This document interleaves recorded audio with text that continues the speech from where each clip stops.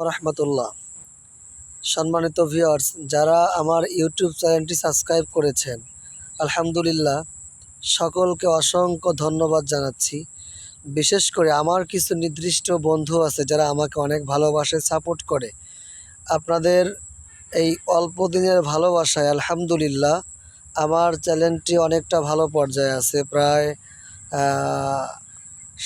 800 plus subscriber, এবং watch time আলহামদুলিল্লাহ অনেক ভালো হয়েছে।